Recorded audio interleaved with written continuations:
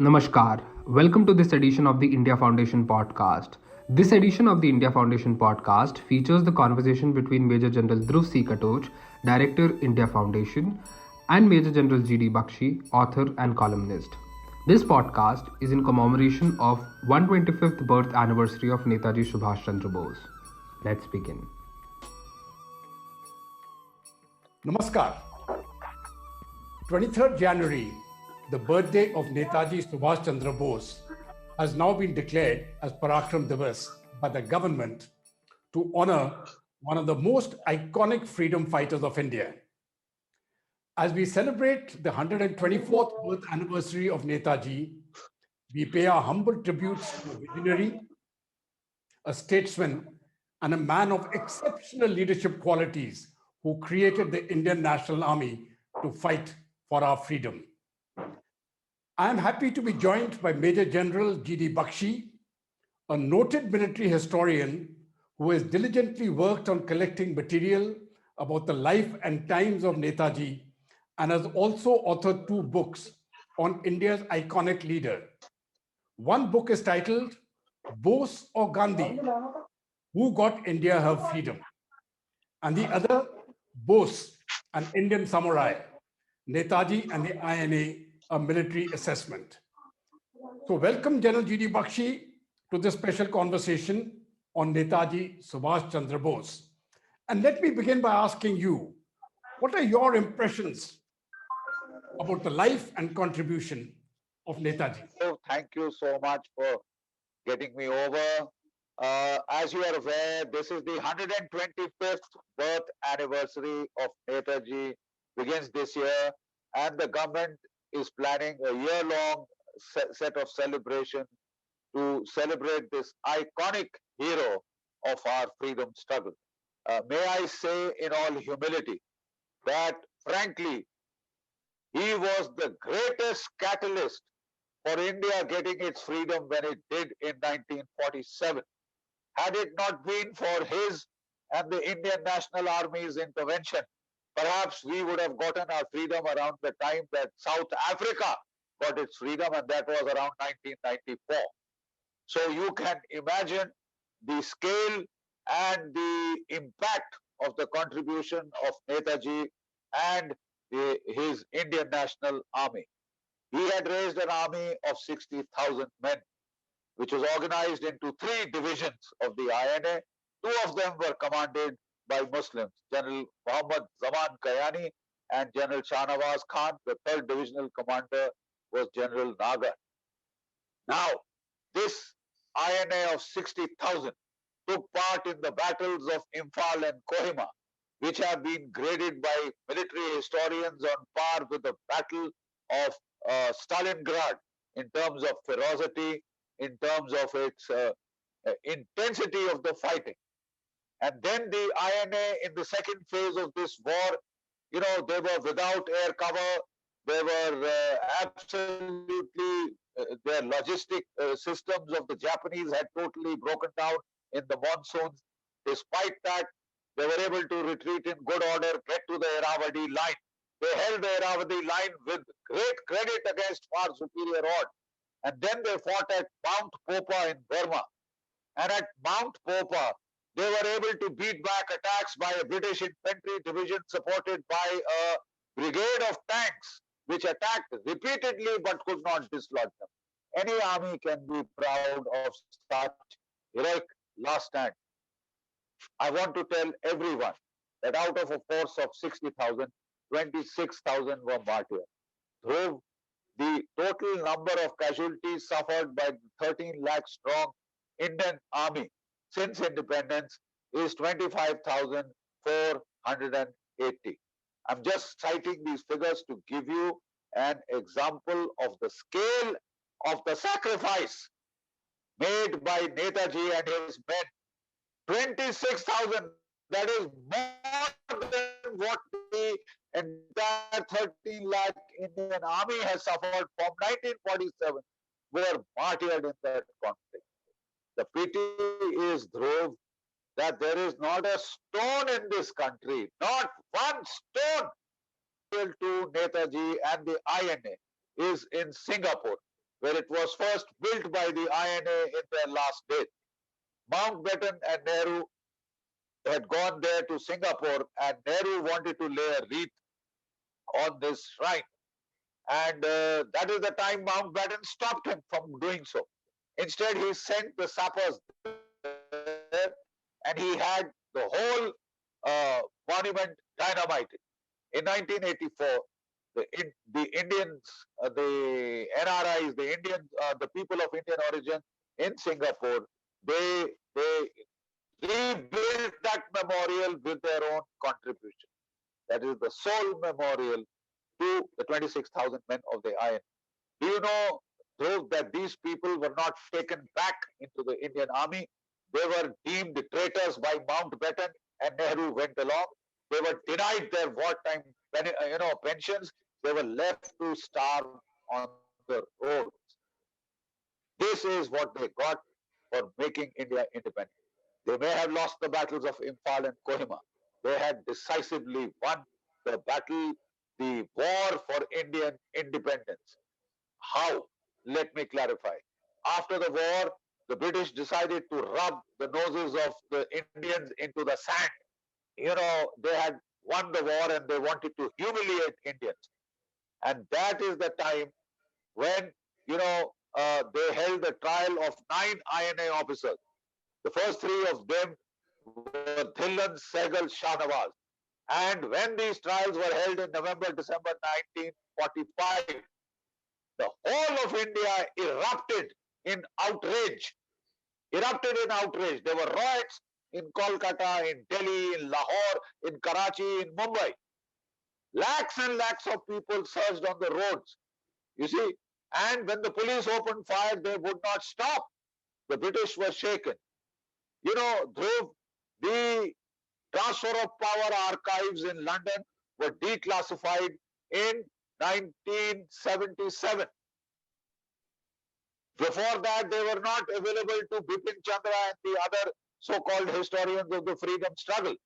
And the fact that these have not been included shows that entire history is subjective, incomplete, and was written by a set of court historians, if not court jesters, because they haven't added the direct, empirical evidence of the transfer of power archives, where we have the accounts of Field Marshal Auchinleck, Commander-in-Chief Indian Army, Lord Field Marshal Revolt, Viceroy of India, who had written to London that we can at best hold on for 18 months.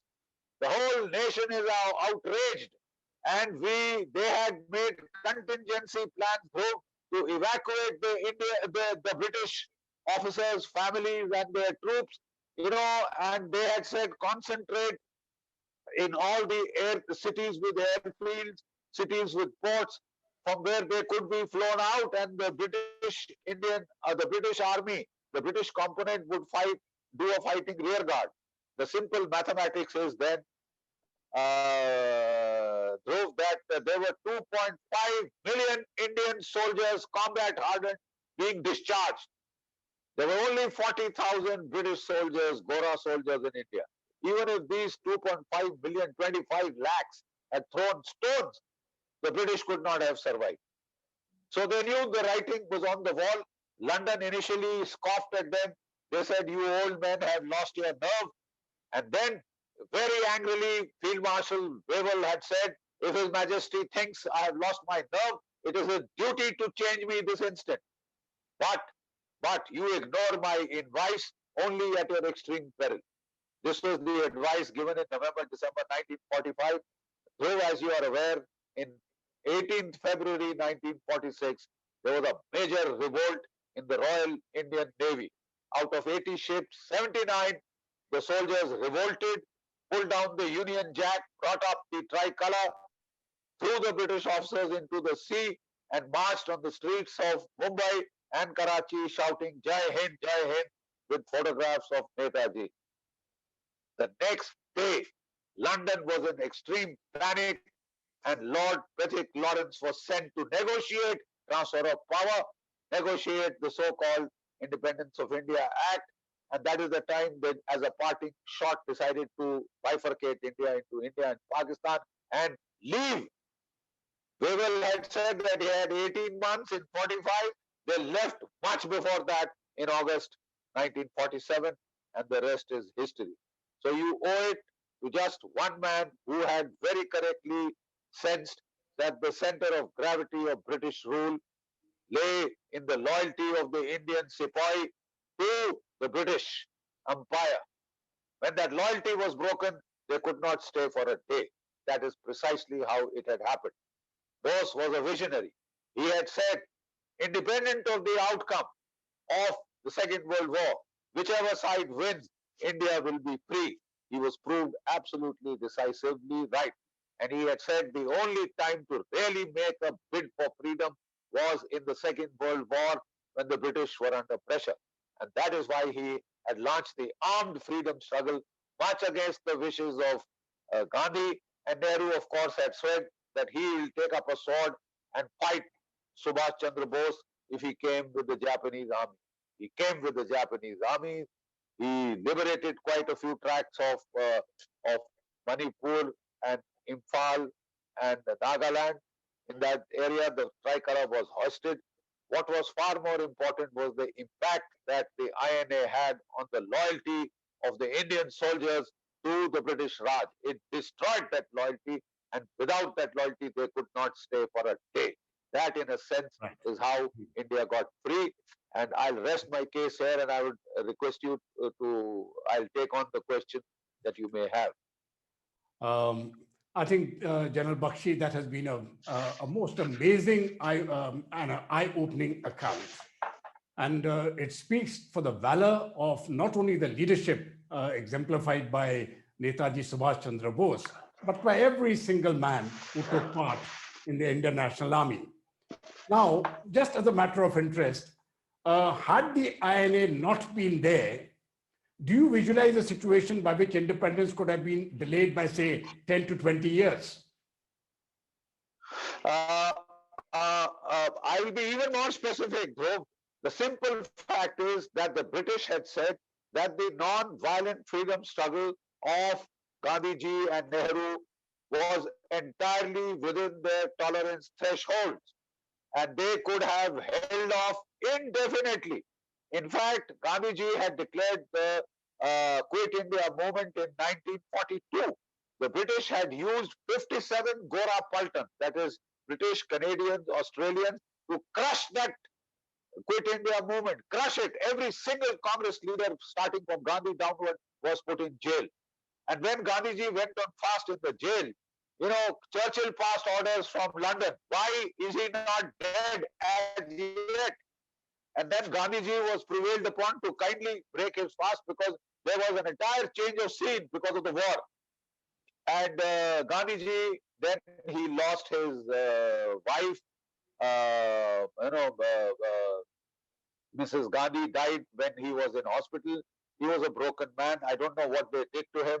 But when he came out of prison in 1945, he gave a number of interviews to the press in which he said, I am no longer in charge of this freedom struggle. I am no longer any power or authority in the Congress, and the Congress Working Committee will have to take a call. I will cooperate with the British in their war effort. This was the tone and tenor of a broken Gandhi, unfortunately. Okay. Broken Gandhi. So everything was over as far as the non-violent freedom struggle was concerned. And there is also, unfortunately, a school of thought that the British very cleverly exploited the ahimsa orientation of Gandhi to keep the freedom movement peaceful and non-violent because it suited their interest. The same peaceful non-violent movement they had been able to hold off till 1994 in South Africa because Nelson Mandela had followed the peaceful methods of Mahatma Gandhi. In fact, one of the efforts of the Raj, the Psy-war information warfare efforts, was to lionize Gandhi, build up Gandhi as this is the way to fight the British. Peacefully, ahimsa wala, non-cooperation, nothing more violent would be tolerated. And South Africa also got its freedom when they raised the African National Congress and they raised an army to fight. Only then were they made free. Nobody gives freedom in charity. This is what Bose had said, and he was proved absolutely right. So evidently, hard power is required. Now, how would you rate Netaji as a strategist and as a military leader? Excellent question. Dhruv, I'd like to state in all humility that Mao was given the strategic leadership of the Chinese struggle against the Kuomintang because all his strategic forecasts, all his assessments had proved to be right. It was proved that he was the most objective military leader, and for giving strategic direction of the Long March, there was a lot of debate and discussion in the PLA. Ultimately, whatever Mao had said turned out to be correct, that they had to go to Shanti Chansi area, and they survived only because they reached there. And the simple fact is, Mao had said that the revolution in China would not be based on the industrial proletariat, but on the peasants. He proved absolutely right. In a similar way, Bose had told Gandhi that, look, we can't beg for our freedom. We will have to fight for it. And I'm sorry, I do not agree with your methods of non-violence. Number two was the timing. Bose proved to be right in his assessment that the British would not go unless military pressure was put. Bose and the INA put that military pressure. The Japanese put that military pressure. The Germans weakened the empire. And that is how, as a cumulative impact of all these, is how we got our freedom. I'm sorry, not because of non-violence. Any empirical historian will come to this sad conclusion. The simple fact of the matter is that Bose had also said that the center of gravity of British rule in India is the loyalty of the Indian Sepoy. He was dead right. So Bose was an absolute strategic visionary. Each one of his assessments, including that the outcome of the Second World War would not affect India gaining independence or otherwise. All of these forecasts, grand strategic narratives, proved to be correct. So he was a great military leader, not only a strategic visionary, he led his troops on the ground personally. He marched with the leading elements. He had come to Moirang in Manipur in the Second World War. He was a person who led from the front, almost in the tradition of Rommel and Patton. You see, and then it was his stroke of genius. A large portion of the INA was formed of Indian prisoners of war who had been captured by the Japanese. Now, the easiest thing for Bose to do was to continue with that regimental model, Punjab regiment, Rajput regiment, Dogra, Gurkhas, Kumaunis, Jats, Sikhs, etc., etc. He mixed them all up. All India, all class units were first raised by Bose. In every unit, there used to be separate langars for various castes and creeds. He made them eat from one common langar. And it is a measure of the kind of fighting spirit that he raised with his credo, motivational methodology of militant nationalism, that these units retained their combat cohesion even when they were decimated to the extent of 60, 70, 80%. This is like some of the finest units of the Wehrmacht or the Japanese army in World War II. Don't forget that Field Marshal Slim had said, we all talk of fighting to the last man, last round. The Japanese are the only people who do so. This is the tribute Slim had paid to the Japanese army, and that same militant nationalist model of motivation had been adopted by the INA, and it worked.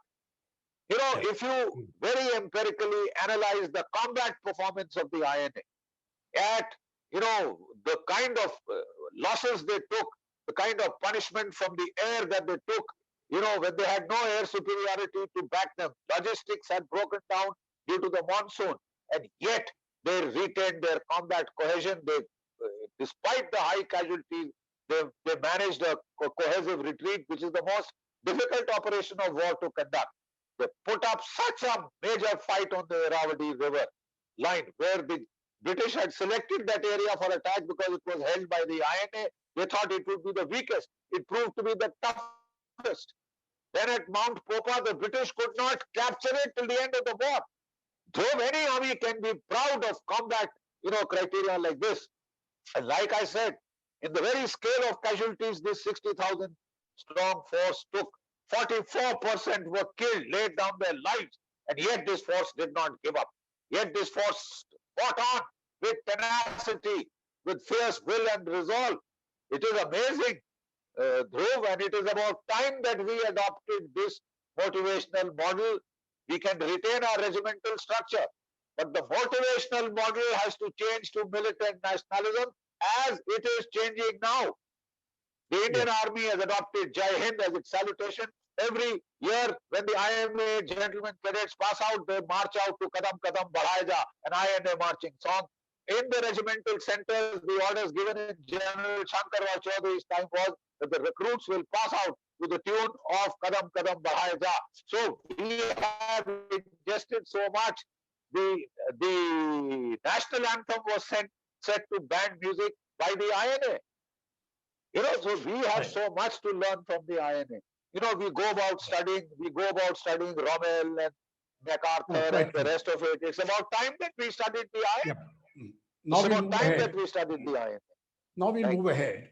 You see, there is no doubt at all that the performance of the Indian National Army was outstanding.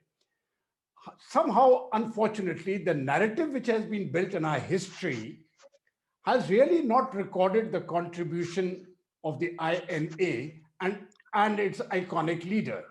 Now, what do you feel needs to be done to correct the narrative now?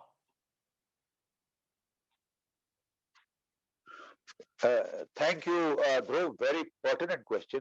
I'm very honored that I have been, made a part of the High Part Committee, which is being led by the Prime Minister himself for the celebration of the 125th anniversary of Netaji. We have, all of us, especially from the INA Trust, led by Brigadier Chikara, very old gentleman, 85 plus, we have made certain recommendations to the government. These are that a statue of Netaji must be there is an empty canopy behind the India Gate and just in front of our newly constructed war memorial of the armed forces. I think the most suitable place for a statue of Netaji is there and not in some Chowdi Bazaar in the back lanes of Chandni Chowk. That is where he deserves to be. We must put him there.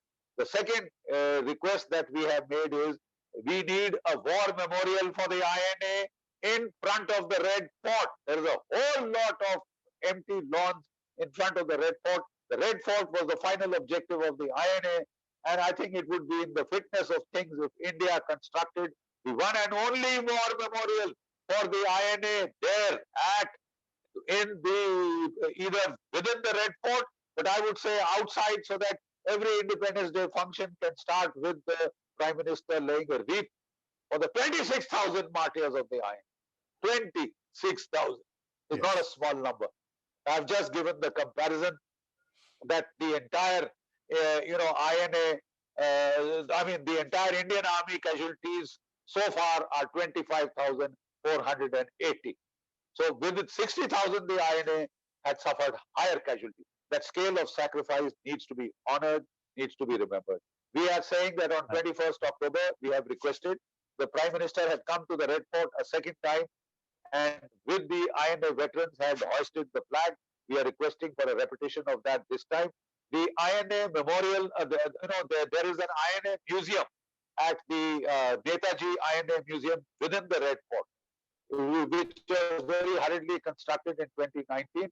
We are saying that we are gifting, the army has loaned some weapons. To 23rd of January, the Prime Minister will be going to Kolkata. And so we have had a exhibition on Netaji and the INA, and you will be happy to learn, Dhruv, that the army has loaned a number of its war trophies and its captured Japanese weapons to show the people the vintage of weapons with which they fought. They have already reached Kolkata, and they will be displayed to the public for 1 year, and also they will be displayed in the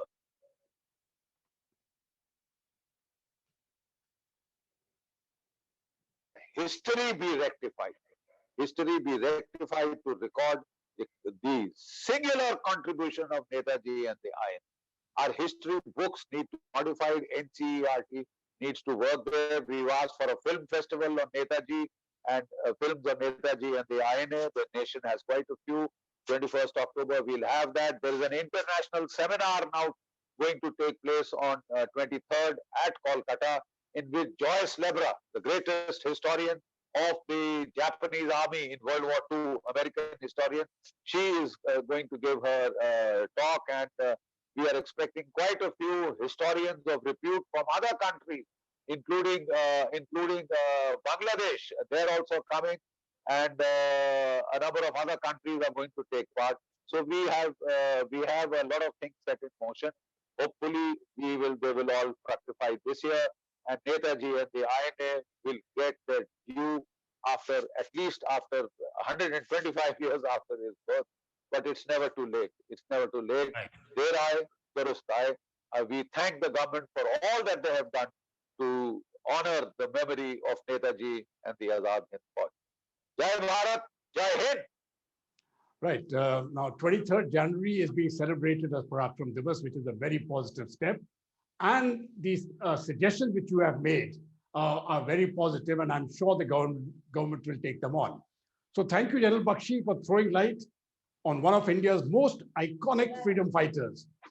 I would like to end by a famous quote from General George S. Patton. He said, "It is foolish and wrong to mourn the men who died. Rather, we should thank God that such men lived." On this day of remembrance, we thank God that men like Netaji Subhash Chandra Bose lived and fought for India. We need to acknowledge the primacy of the contribution made by Netaji Subhash Chandra Bose in getting India her freedom. I am sanguine that in the not too distant future, Netaji's seminal contribution as one of the prime architects of India's freedom will be acknowledged by one and all. With this, we end this conversation. Thank you so much. Jai Bharat, Jai Hind. Thank you so much for listening to this edition of the India Foundation podcast. Do like, share, and subscribe the India Foundation channel.